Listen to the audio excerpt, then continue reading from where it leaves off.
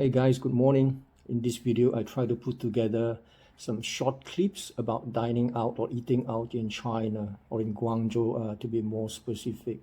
The video is not about food tasting or food comment or anything like that. Just to share with you different options of eating out in China to let you have a sense or feel about these different options, especially prices. So let's see them.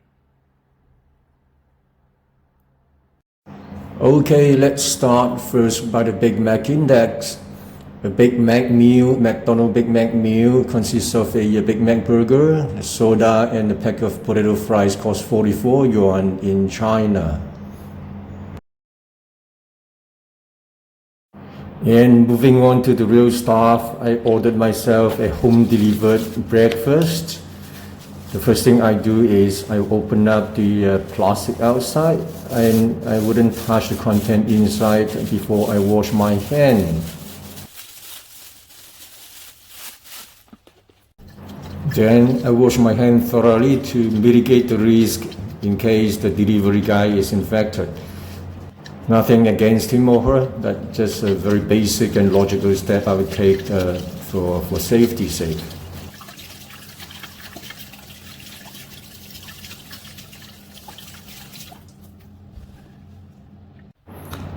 Okay, then I pick up my food. I've got this soup noodle this morning, and of course you can have many other choices, as there are hundreds if not thousands of restaurants in the food delivery system. Here I've got some fruits or so for my breakfast and some fresh fruit juice.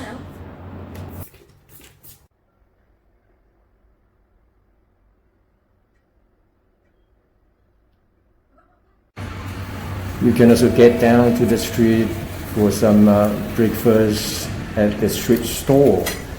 Prices are very reasonable, humble, 13-15 yuan for a simple breakfast.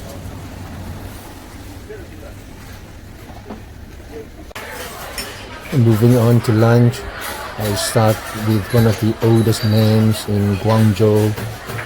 The brand was established 140 years ago, with their first restaurant opened in the older part of the city. And this is one of the branches. You can check the prices here on the menu.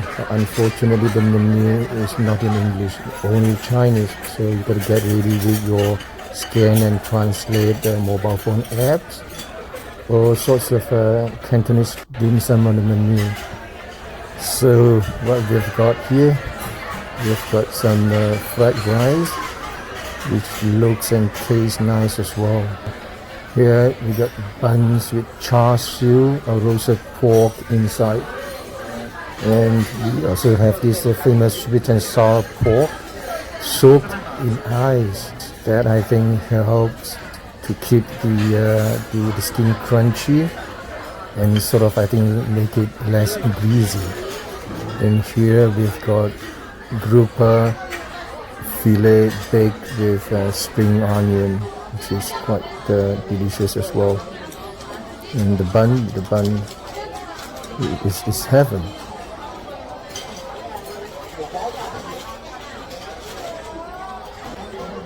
It is pretty juicy inside. Consider the gravy almost dripping down, and the char siu or the roasted pork in there is very nice. It's springy and soft at the same time. Fantastic. That awesome Cantonese lunch, I think good for 2 to 3 people, cost 286 yuan. And that was a meal from one of the top brands in the city.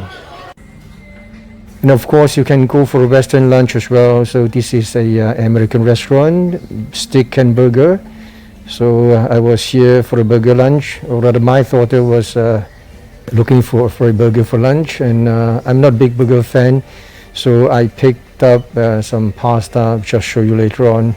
So we have got the appetizer, and of course you would have English on the menu in Western restaurants. So here you've got some steak and chops. Prices are there for you to check. Steak, ribeye, usually 200 over yuan for a piece of steak. So we have got different types of burgers as well. Meat I imported from Australia, 100% certified. Here we got a burger challenge for this big meal. If you can finish this set within 15 minutes, that is free for you. So the bill is on the boss. And here of course we have got dessert on the menus as well. Brownie and some sort of chocolate truffle, I think. Also the restaurant is quite complete in terms of beverages, so cocktail and all sort of alcoholic drinks, soft drinks, fruit juices as well. So I ordered my pesto sauce pasta, which is pretty nice.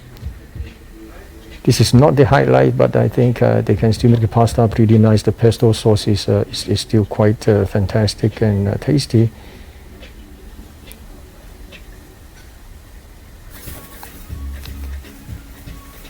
And here comes the burger for my daughter. It's cut into 4 pieces, and I give it a try as well for just one little small piece, just to see how does it taste. So we have got a nice French fries. The burger is actually not bad. It's quite juicy. My daughter took away the vegetables, but this is still not too bad. You can see the cheese is rich. The meat is of good quality. I think quite juicy. Imported from Australia, Wagyu beef, I think. So it's not bad. And I couldn't resist to also pick up the brownie, but the brownie is just normal. I mean, it is like just acceptable, nothing impressive. And what about a Michelin star Chinese or Cantonese restaurant? Let's try it out as well. So over here it says Michelin awarded, and all the other local Chinese award. So do we have English on the menu? Let's check it out. I think there is English on the menu. Yeah, otherwise you can see a lot of pictures as well, but the prices are quite expensive. I mean, it's obviously more expensive than the time on the restaurant that I show you just now. So, but it's Michelin star, so I think the food quality is sort of guaranteed. So I've got some nice dim sum. They're actually quite delicious. I mean, they may not be the best in town, but as Michelin restaurant, they can't be too bad, isn't it? So if you want to be safe, you can try one of these Michelin star restaurants in the city. That give you some kind of peace of mind. I think the quality, the ingredients must be not too bad. So this is a kind of a dim sum as well, Cantonese dim sum. So now we have got some dessert as well. This dessert is actually quite interesting. Its skin is made of corn, like a popcorn, like a mini popcorn or micro popcorn rather, that is spread on this surface, and the filling inside are typical cream inside, like a puff, cream puff, but the skin is quite unique with corn spread on it. Delicious. So the cost comes to 208 yuan for a few dim sum and a dessert. Not much, but 208 yuan for this meal. Okay, if you want to feel like local, I think you can come to this kind of more civilian and popular restaurant to eat like a local and feel like a local. The whole atmosphere is very local, unlike the Michelin restaurant or some 5-star restaurants. The feel here is actually pretty unique, and it just feels local. So I've got a number. It's still early, so it is not really crowded yet. So this big guy is kind of a food celebrity, so this restaurant is kind of endorsed by him. And this restaurant has got quite a number of awards as well. So let's see what is in the menu. Of course, this kind of restaurant usually wouldn't have English on the menu, so you've got to get used to it, get someone, or just look at a picture and pick what you want. Or just use your phone to do a scan and translate. Translation can be very tricky sometimes. For example, chicken feet, a nice epithet of phoenix claw, I think, in the dim sum menu, so just be careful. Don't worry, you're not eating anything phoenix, you're just eating chicken feet, if you don't mind. So sweet and sour pork again.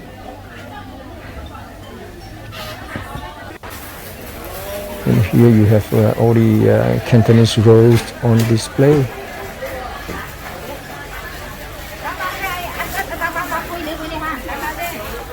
The famous steamed chicken and roast goose, and we've got the traditional sauce for the chicken and for the roast. And here we've got some unique ritual in Guangzhou or in the Canton province. People usually pour the tea into the tableware and sort of disinfect them. I think this is more a old ritual, and the hygiene thing is kind of a by the way thing, I think.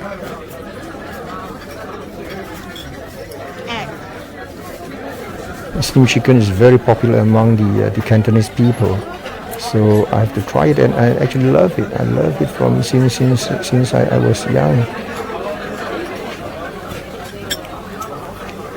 And the dipping sauce is fantastic. It tastes so delicious. And here we have got the sweet and sour pork cooked together with pineapple.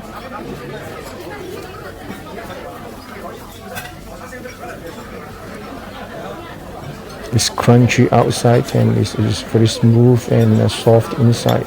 The pork inside is quite soft and it's very delicious. And here we got fried rice as well.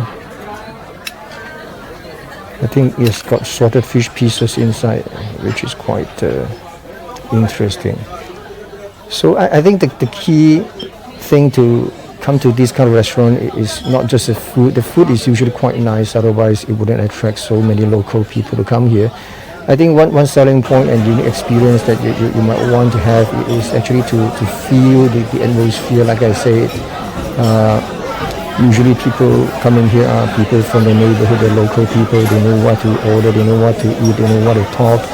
So you really have that kind of a feeling like a local, unlike some of the more, let's say, tourist type of restaurant. You don't feel that. I mean, you've got all people from all over the place in China, from the other places as well. But restaurants like this will let you feel like a local. So I like it very much.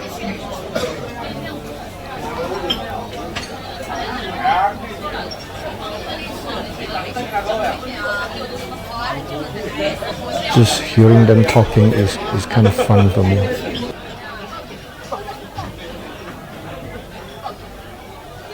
And one convenient and budget option for having lunch is actually to just go down to the street and get a set lunch from those roadside stores. So here we have got some Guangzhou braised chicken feet here. A simple set meal goes for just more or less 20 yuan. And you might want to go for afternoon tea after lunch. And what do we have here? We passed by a KFC, and KFC is popular here. I think it's even more popular than McDonald's in China. So here we go. We have got a Starbucks coffee, which you can find almost anywhere in China, in the big cities. So ours.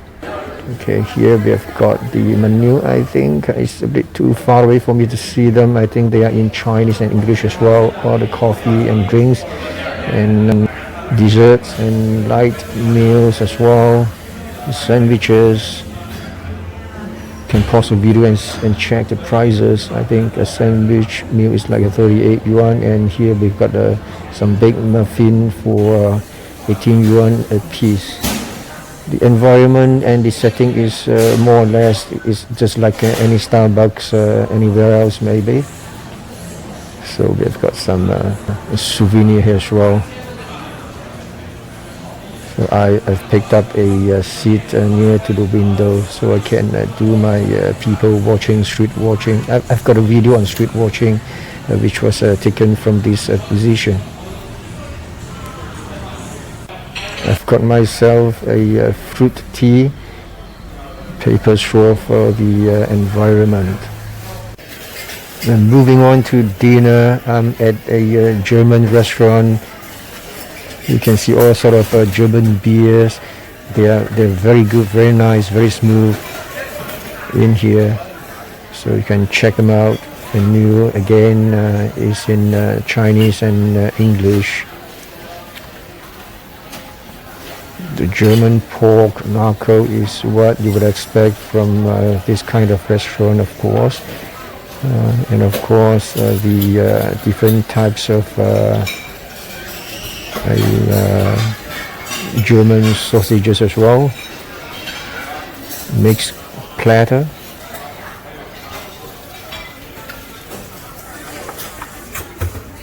And alcoholic choices, whiskey, vodka, and different kinds of alcoholic drinks are on the menu.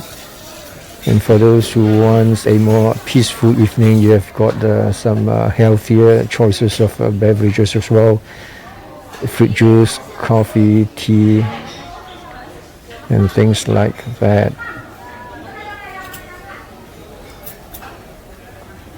We got soups, pasta and risotto. Some side orders like baked potatoes. Okay, here we got some snacks as well. A little mini burger, fried desserts on the menu. Desserts here are pretty nice. I've tried it many times and they are quite nice. And the environment is kind of a bar setting. A lot of alcoholic choices, as you can see from the menu. And in German, they say they have the best steak in the restaurant, 1920. The name of restaurant is 1920.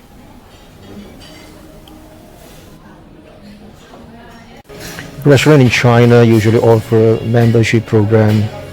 You open up a membership account, put some money in there, and you get some discount on the bill. I've got a 10% discount, for example, in this restaurant being a member.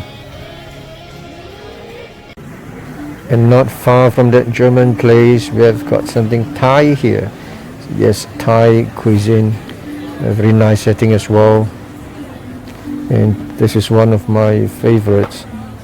They're not necessarily the most authentic one, but the food quality is good, ingredients are fresh, and the environment is cozy and comfortable. Again, menu in both Chinese and English. And check out the prices here again, some curry choices.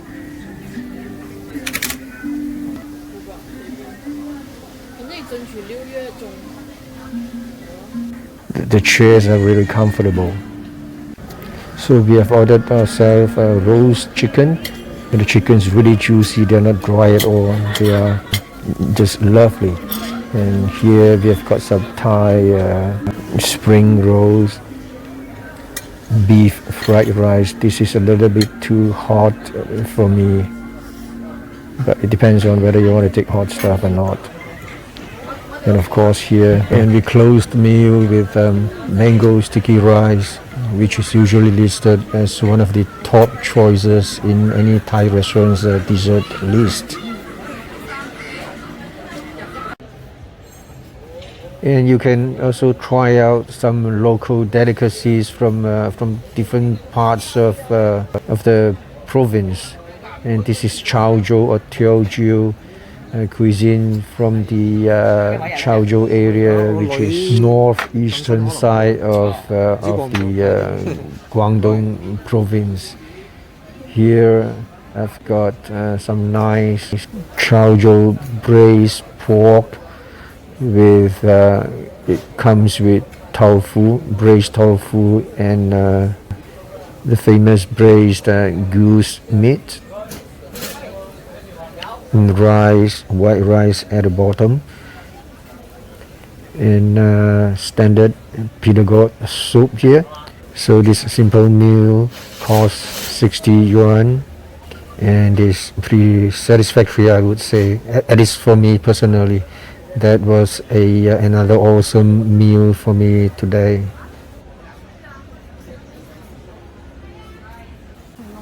Rice is very common in China, and that is especially in the southern part of China, and it is the main source of energy for the Chinese people. Soy sauce is also one of the most commonly used ingredients in Chinese food, especially again in the southern part of China, as opposed to the cheesy and creamy touch of many Western food. So you just gotta get used to it and have an open mind to enjoy the Southern Chinese or Guangdong cuisine. English drama.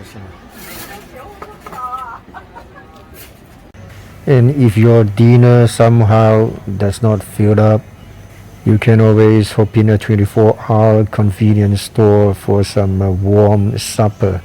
So here we've got some instant noodle which they'll cook for you for 6.5 yuan or just 6 yuan. Some warm snack, the Cantonese curry fish ball, Japanese oden, with prices listed here for you to check. I think there are some skewered BBQ meat as well as fried chicken and stuff like that. And what if you need to go to a toilet after a heavy meal outside?